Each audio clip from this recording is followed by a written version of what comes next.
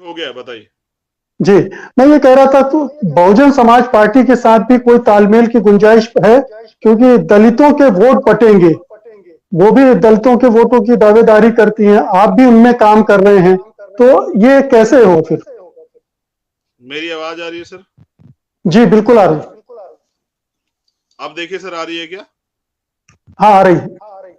जी, मैं बिल्कुल आपको स्पष्ट कर दूं कि बिल्कुल गुंजाइश है, पूरी गुंजाइश है। और मैं तो स्वागत करूंगा अगर बुआ जी इस कदम को उठाती हैं।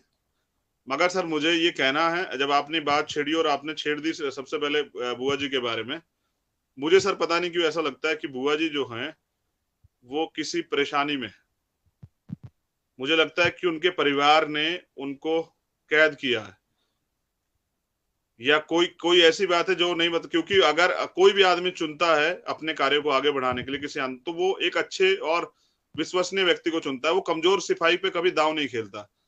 तो क्यों जो है बहन जी ने, ये बुआ जी ने जो ये निर्णय नहीं लिया कि वो चंद्रशेखर को साथ लेके आती। मैंने काफी बार प्रयास किया, लेकिन अगर अब भी मेरी तरफ से रास्ते खुले हुए, अगर वो गठबंधन के लिए कहेंगी तो मेरी तरफ से रास्ते खुले हुए, मैं बिल्कुल स्वागत करूंगा।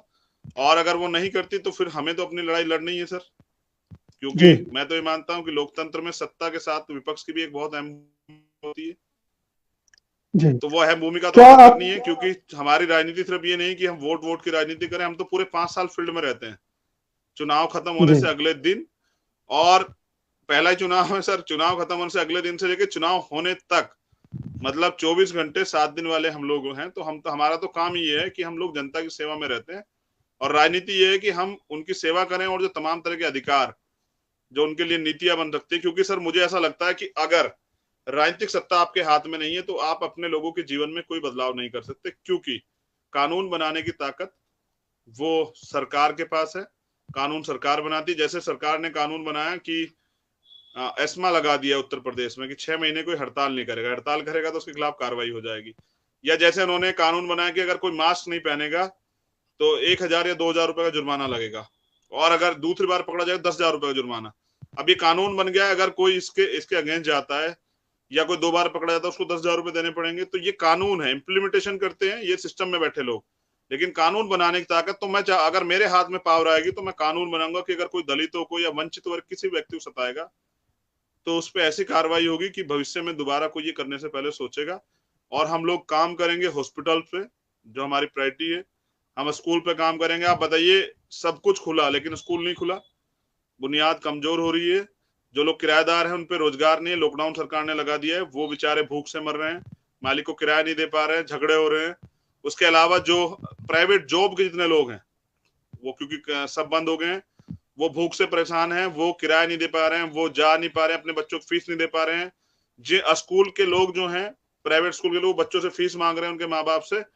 और जी ऐसे हाल में जनता पिस रही है उत्तर प्रदेश में। जी पेट्रोल जी डीजल के दाम देख लीजिए, बिजली के दाम देख लीजिए। बिजली तो उत्तर प्रदेश में सोनों के तारों में आती है योगी जी के राज में। तो पूर्ण रूप से महंगाई की मार है, और जनता जो है वो लाचार है। इस सरकार को बदलने के लिए मैं पूरी ताकत से उत्तर प्रदेश में लगूंगा, और उत्तर प्रदेश से भारतीय जनता पार्टी सरकार को उखाड़ फेंकेंगे। बहुत बहुत शुक्रिया चंद्रशेखर आजाद जी, आपने बहुत ही बेबाक ढंग से हमसे बातचीत की, और आपसे बातचीत करना हमेशा ही मुझे अच्छा लगता है। आपने समय निकाला सत्य हिंदी के लिए, आपका बहुत बहुत शुक्रिया। हमें लगता है कि पूरे देश को अभी आप जैसे और भी 10-20 चंद्रशेखर आजाद की जरूरत है, जो पूरे देश भर में, क्योंकि आप पूरे देश भर में घूमकर लड़ाई नहीं लड़ सकते, तो अपने जैसे लोग खड़े कीजिए ताकि एक मूवमेंट खड़ा हो। और जो हर इस तरह। प्रदेश में सर भीम आर्मी के माध्यम से एक चंद्रशेखर नहीं सर, सैकड़ों हजारों चंद्रशेखर हैं जो इस लड़ाई को आगे बढ़ाने के लिए दिन रात मेहनत कर रहे हैं। और एक सर, एक जानकारी और मैं आपको दे दूं, ये वो लोग हैं जो सरकार ने बेरोजगार किए, क्योंकि नौजवानों के लिए सरकार के पास रोजगार नहीं, उनके सपने कुचले जा रहे हैं सर।